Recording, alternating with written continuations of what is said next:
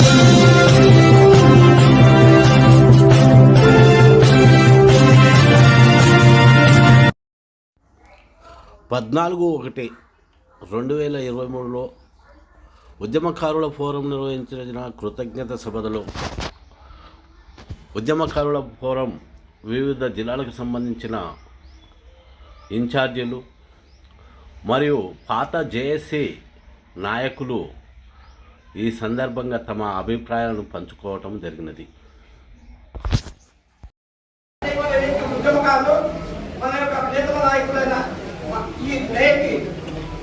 ముఖ్యమంత్రి గారు మన ఉద్యమకారుల యొక్క ఆత్మగౌరవాన్ని కాపాడింది కాబట్టి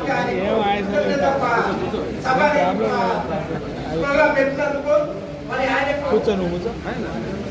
దాని మీద విధి విధానాలు చర్చించి ఒక కమిటీ ఏర్పాటు చేసి దాని మీద ప్రతి ఒక్క ఉద్యమకారులకు న్యాయం జరగాలని చెప్పేసి కోరుకుంటున్నారు. కాబట్టి ఆ దిశగా మనమంతా మాట్లాడి ఈ సభను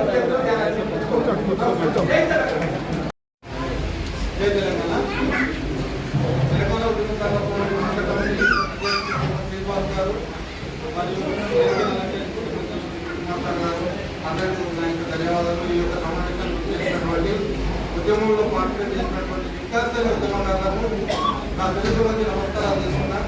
దయచేసి ఇప్పుడు ఉద్యమంలో మనం ఎలాగైతే అందరము ఉమ్మడిగా ఉంచి మనం పనిచేసుకున్నాము, ఇప్పుడు కూడా మేము ఉద్యమకారులు పోరాడతాము, అదేవిధంగా పనిచేసుకున్నాము. మన హక్కుల కోసం మనం పోరాడుతున్నాము. ఇప్పటిదాకా పోరాటం చేసిన ఒకెత్తు, ఇప్పుడు చేసేది ఒకెత్తు. జీవనం పెట్టిన పుట్టలో మామూలు చూపులే అనేది ఏదైతే సామెత ఉన్నదో ఇవాళ జరిగింది అదే జరిగింది. కాకపోతే మనకు ఒక కొంచెం ఊరటను ఇచ్చారు.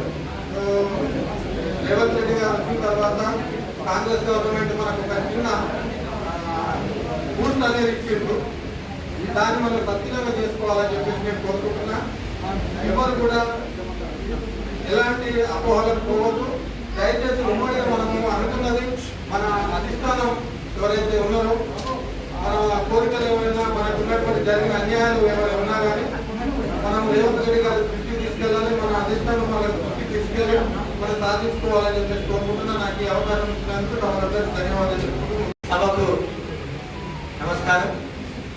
ఈరోజు కాంగ్రెస్ పార్టీ అభయహస్తం మరి ముఖ్యమైనటువంటి 6 పథకాలలో ఇవాళ ఉద్యమకారులకు సంబంధించిన డేటా సేకరిస్తున్నారంటే ఉద్యమకారులకు 250 గదుల స్థలం కానీ పెన్షన్ కానీ ఉద్యమకారులకు గుర్తింపు అనే మాట ఇవాళ రేవంత్ రెడ్డి నోట వచ్చిందంటే దానికి ఒకే ఒక కారణము తెలంగాణ ఉద్యమకారుల ఫోరం అని మనం గర్వంగా చెప్పుకోవాల్సిన అవసరం లేదు.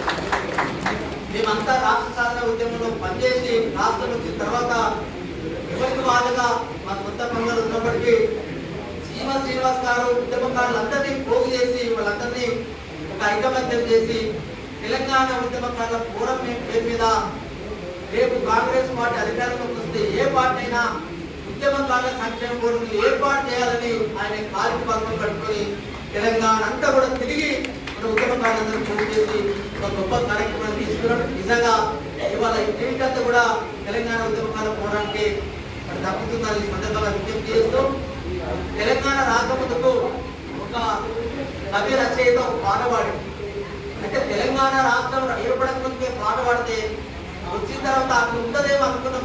కానీ నిజంగా 10 సంవత్సరాలు ఆ విధంగా జరిగింది. అదే పాట మాకు ఇప్పటికీ జ్ఞాపకం ఉన్నది.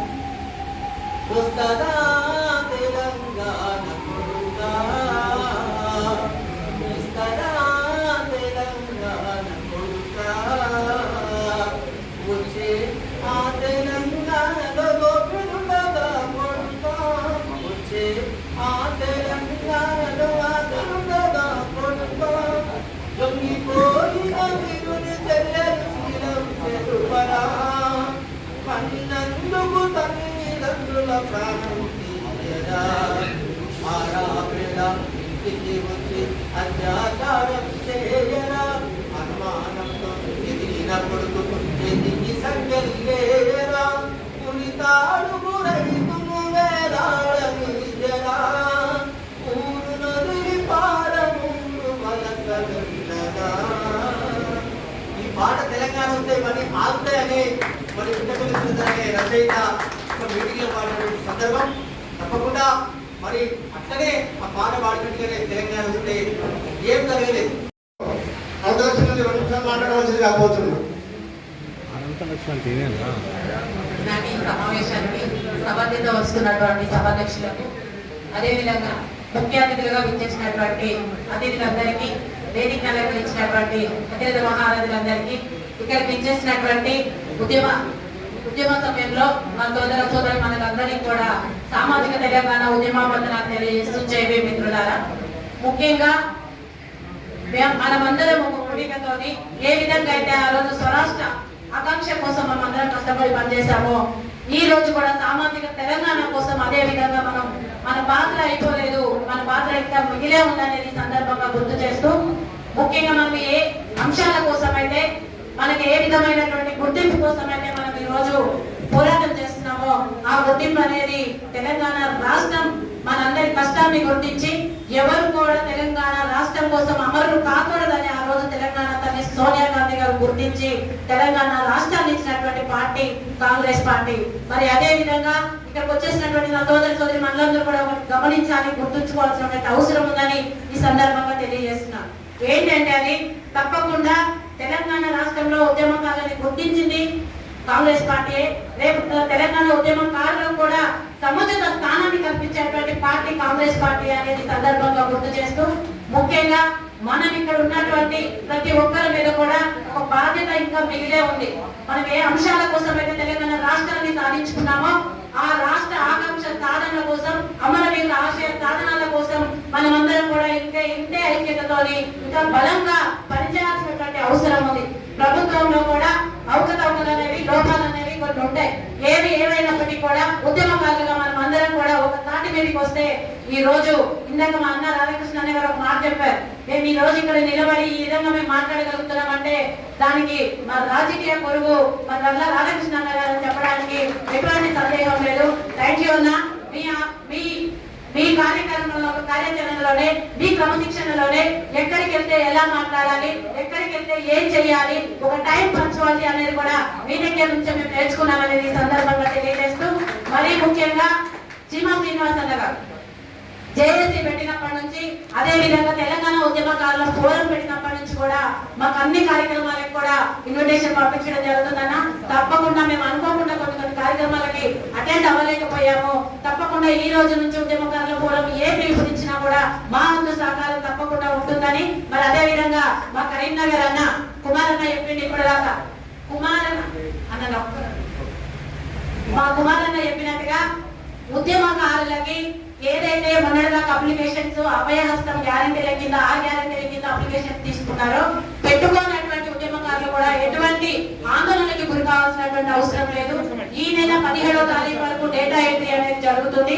ఆఫ్టర్ దాని తర్వాత 20 నుంచి 25 నుంచి మళ్ళీ మన మండల ఆఫీసులో కానివ్వండి, మన ఎంఆర్ఓ ఆఫీసులో కానివ్వండి, మన ఎంపీడీఓ ఆఫీసుల్లో కానివ్వండి, అప్లికేషన్స్ అనేవి ప్రత్యేకంగా తీసుకోవడం జరుగుతుంది. తప్పకుండా స్వయంగా మన రేవంత్ రెడ్డి గారు చెప్పినటువంటి విషయం కాబట్టి దీని అందరూ కూడా గుర్తించి గమనించవలసిందిగా విజ్ఞప్తి చేస్తూ, మనకి అవకాశం ఇచ్చినటువంటి పెద్దలందరికీ కూడా మరొకసారి సామాజిక తెలంగాణ ఉద్యమ వందనాలు తెలియజేస్తూ, జై మిత్రులారా, జై తెలంగాణ.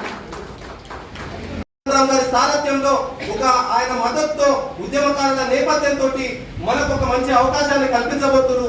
దీన్ని చిన్నగా చేయకుండా ఒక అద్భుత ఆలోచన, ఒక కమిటీ వేస్తారా, ఏ రకంగా సార్ ఆలోచించి నిర్ణయం తీసుకొని ఉద్యమకారుల కుటుంబాలకు న్యాయం చేయాలని చెప్పి సందర్భంగా తెలియజేస్తూ, నాకు అవకాశం ఇచ్చినందుకు ధన్యవాదాలు తెలియజేస్తూ ముగిస్తున్నాను. Thank you. Hello madam, Swarupa madam వాళ్ళ హస్బెండ్ తెలంగాణ గవర్నమెంట్ వచ్చినాక ఉద్యమకాలకు ఏం చేస్తలేదని అసెంబ్లీ ముందు కాల్చుకొని చెప్పింది. ఆమెకు అన్యాయం జరుగుతుంది కానీ మొన్న మల్లారి కింది దగ్గర కూడా దీక్ష చేయడం జరిగింది. అప్పుడు పునః దగ్గరికి పోతే నన్ను అప్రోచ్ రమ్మన్నాడు. పొమ్మంటే అక్కడ పోలీసులు వచ్చిండు, దగ్గర వాళ్ళు వచ్చిండు, ఏదో సంఖ్యించారు, దీక్ష చేయకుండా చేశారు. ఇట్లా అన్యాయం జరిగింది. ఆ మేడం 2 నిమిషాలు